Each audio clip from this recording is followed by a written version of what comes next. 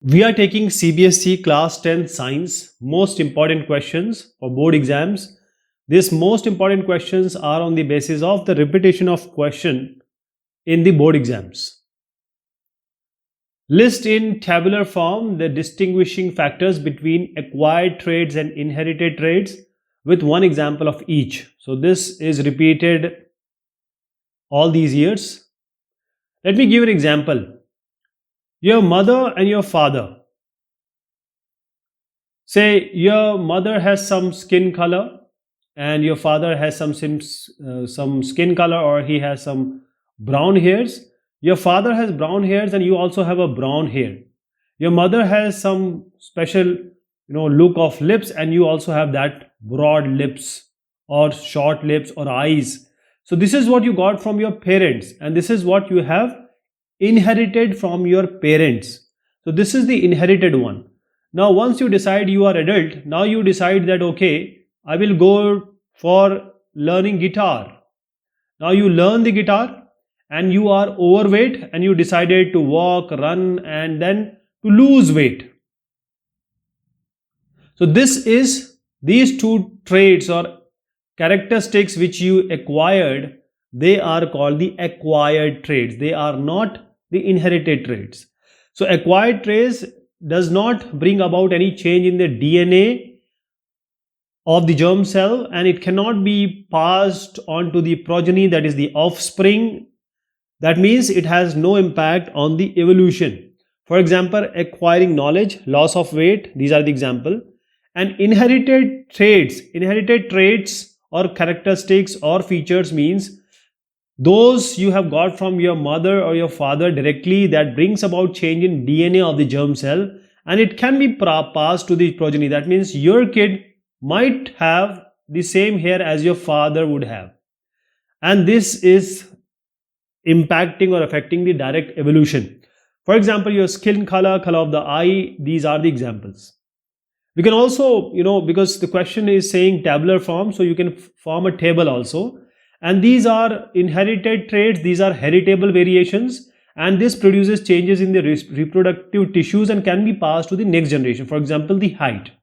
While we talk about acquired traits, these are non-heritable and this produce changes in the non-reproductive tissues. That is, you just get it and you don't transfer it to your, possibly not to your progeny.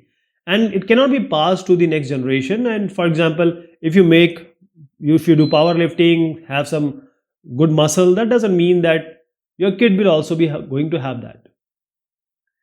A 4 centimeter tall object is placed perpendicular to the principal axis of convex lens of focal length 24 centimeter. The distance of the object from the lens is 16 centimeter. Find the position, size and nature of the image being formed using the lens formula. So this is also repeated. Here is an object which is 4 centimeter tall. The object is 4 centimeter tall.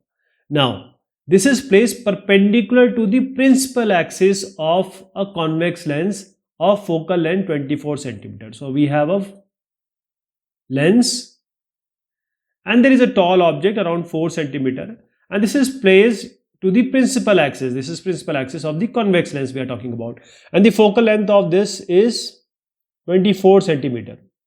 Now the focal length is plus 24 centimeter we take according to our sign conventions, and the distance of the object from the lens is 16 centimeter.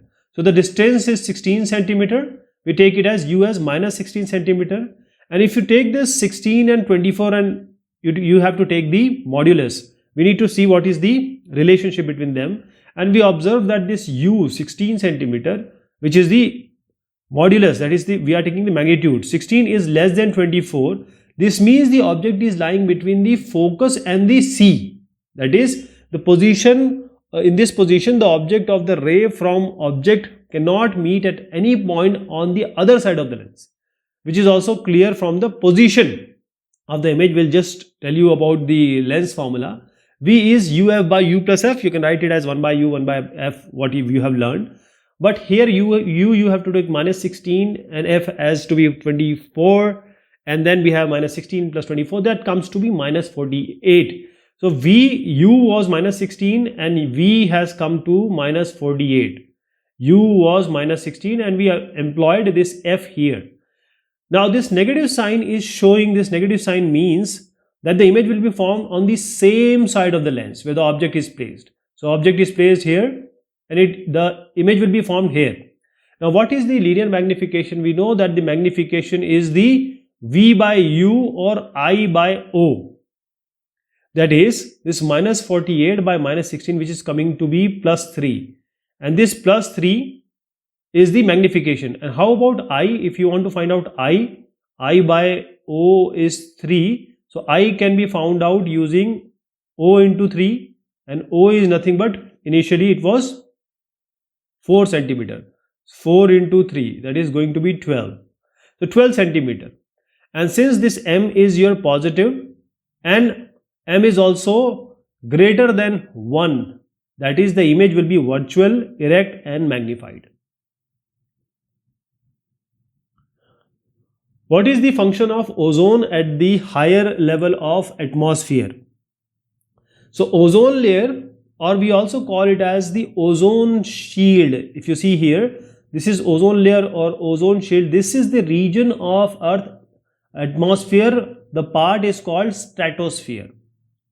You know, we have T, S, M, T, E like this, like troposphere, stratosphere, mesosphere, like this it goes. Finally the exosphere. So this is thermosphere. So there is a part of stratosphere where ozone is there, that is the region. So this contains, why it is called as ozone layer or ozone part? Because it contains a very high concentration of O3, that is ozone gas, and in relation to the other parts of the atmosphere. What is the main function or job of this ozone layer? This is to filter the sunlight which is coming, and especially the sun's ultraviolet parabangani kirane, ultraviolet radiation UVB. So actually it is absorbing, or you can say filtering out this UVB radiations which are very harmful. So protecting the earth from its harmful effect, it's very harmful, especially to the people, to the flora and fauna, and plays a key role in regulating also the temperature of the earth atmosphere, without which it wouldn't have been difficult to life forms to survive like us. If this parabangni kirane or ultraviolet rays comes to us directly, we will not be able to, our skin will have all these skin disease, etc. So let me show you with another picture here. So here we have the ozone layer, and here this UVC is 100% absorbed, UVB is 95% absorbed, and UAV 5% it goes. And these are the layering A, B, C, or you can say the Vargikaran classification. And this is somewhat bearable, but this cannot be bared by the living organisms here. And this is how ozone helps us. And the aerosols, chlorofluorocarbon type of thing which we are using, and that is actually spoiling, or scientists have also found a hole in the ozone, especially over the New Zealand area, and that is very terrible and destructive if it grows for the people who are living on this globe. Now this question is coming again and again. Recent years also it has come. It's basically a general knowledge question. The time difference between actual sunset and apparent sunset is about 2 minutes. What is the reason for the same? Explain the help of a diagram. Means what happens that actual time which we have found and apparent which you see, apparently which you see and actually what has been done, there is a difference of 2 minutes. What is the reason for the same?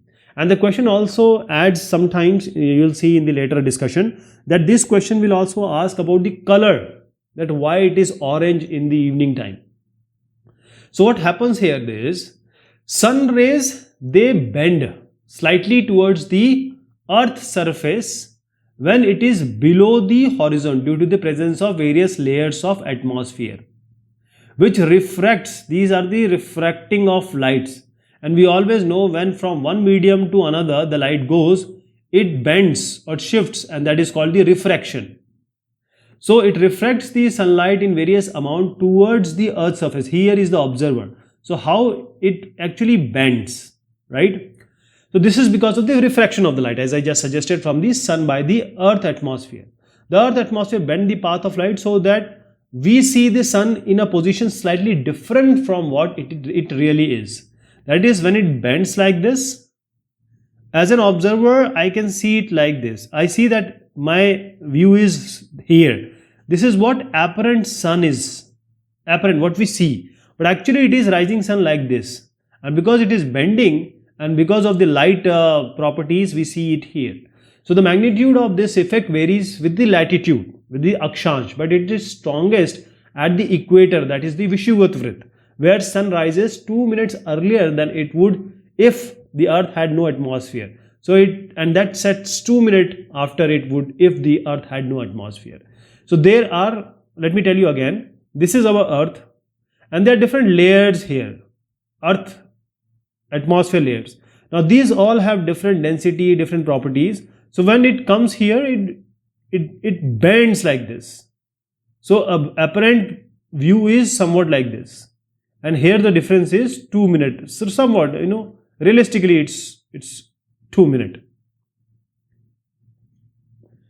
Why are forests considered biodiversity hotspots? List 2 ways in which an individual can effectively contribute to the management of forest and wildlife. Let me tell you what is this biodiversity. Biodiversity means, bio means earth, a position in earth where diverse organisms, plant and every other living being lives in harmony. Diverse means vividta, jaiva vividta. So everything which is life and they are different, they live together. There is a place called, and that is called the biodiversity. And why they are hotspot? So because there are large number of life forms and there are range of life forms, like it starts from very small, like bacteria, fungi, nematodes, fern, insects, bird, reptiles, mammals, the gymnosperms, angiosperms, they are found there in the biodiverse area. So a region or a place where large biodiversity of endangered species, where this is very important, endangered species, many of them being highly endemic, that is those are found in that place only, no other place they are found, and such regions being subjected to large scale destruction by us, by the people, by poachers. There are so many reasons. They are designed as hotspots by the ecologists just to save these species and to stop all the things which are being done by the people who are trying to destroy the actual living habitat of these all life forms, large range of life forms. So this is a picture showing the biodiversity hotspots among or around the world. What are the ways? First of all, we don't want the trees to be cut. So there should be strict restriction on trees being cut. And to make people, especially the kids, to make them aware that how this forest and wildlife is important to us. If they are not there, we wouldn't be able to survive. And we shouldn't use the wildlife products like the fur coat. People who are rich, they use the fur of very endangered species animal just to show that okay, they are rich. But all these things, if we stop using it, people will not be making it, and not making it means they will not be killing these animals for their fur and coat, which is very expensive when they come into the market. Now this question is also being repeated. We see eyes in planaria, insects, octopus and vertebrates. Can eyes be grouped together in case of the above mentioned animals to establish a common evolutionary origin? Why? There is one more part. First, let me answer the first part. So the eyes which seen in planaria, insect, octopus, vertebrates vary greatly in their structure. So they are quite different. And these organisms can be used for studying evolution of eyes, as the eyes planaria are simple without lens. Insects have compound eyes and vertebrates have highly specialized eyes. However, all of them perform the same function of viewing, seeing, vision. Therefore, a common evolutionary origin can be established. Yes, it can be established. The second part is state one evidence to prove that birds have evolved from reptiles. Bird has come from reptiles. So bird, like reptiles, they have wings. We have seen the wings. So the reptiles also has some commonality between birds and reptiles have some similarity. Although the way the wing are used is different because it was used for providing insulation from cold in case of reptiles, while it is used for flight in case of the bird. But this shows that these wings are analogous organs and the reptiles and birds adapted in a similar manner in some hostile conditions. Write the number of vertical columns in the modern periodic table. What are these columns called? This is also repeated again and again. So the vertical columns, if you make a table, always remember these are the columns. When you take these, means this one, these are called rows. So the vertical column in the modern periodic table, these are known as groups. And there are 18 groups in the modern periodic table. So that is what? The answer is 18 actually. What is meant by biodiversity? So we saw this question just now, but still it is being asked so many times. We are again discussing. So there are certain questions which are going to come again and again. What is meant by biodiversity? List two advantages of conserving forest and wildlife. So biodiversity, Jaib Vividta. This refers to the variety of living organisms present in a given ecosystem. This includes all the marine also, terrestrial organisms also. And the biodiversity, bio means which have life and diversity means they are different. So biodiversity of an area is measured by counting the number of species, different kind of diverse species found in that particular area. Now what are the advantages of conserving forest and wildlife?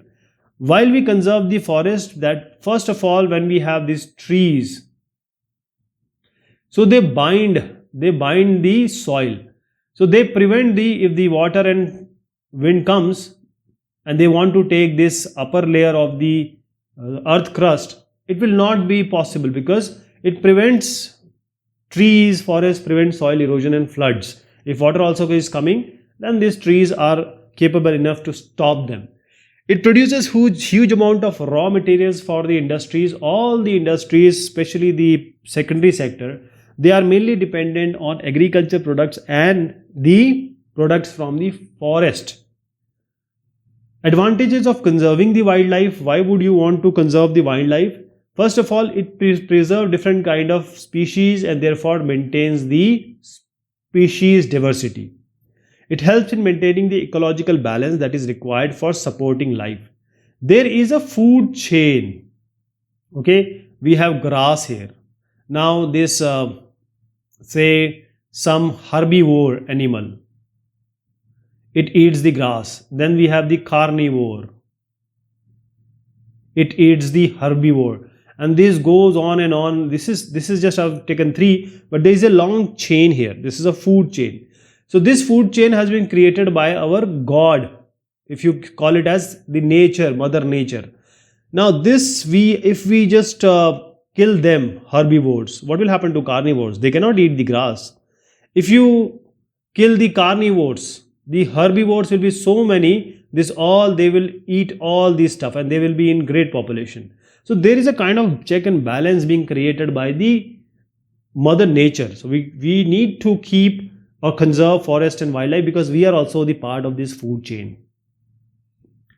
Write the name and formula of the second member of homologous series having general formula CnH2n plus 2. So CnH2n plus 2. What is the first one? Take n as 1. N equals 1. So it will be C1 plus H2 into 1 plus 2. This will be CH 2 plus 2 4. And now coming to n equals 2. So C2 H2 into 2 plus 2. So C2H4 plus 2 6. C2H6, it's ethane. write with the help of the label diagram, or you can say, as I said, we will be asking this question: why sun appear reddish at the sunrise and sunset? So when the sun is rising, sun is setting, why is the sun appearing reddish or orangish? Now this is what we have discussed this in the previous question also. This is because of the scattering. So light from the sun near the horizon passes through thick layers of air and longer distance. Most of the blue light and shorter wavelength of light are scattered away by these particles. So light of larger wavelength reaches, therefore it gives the reddish appearance. Now let me explain you what I said. See, now the observer is here, you are standing here. Sun is directly above you.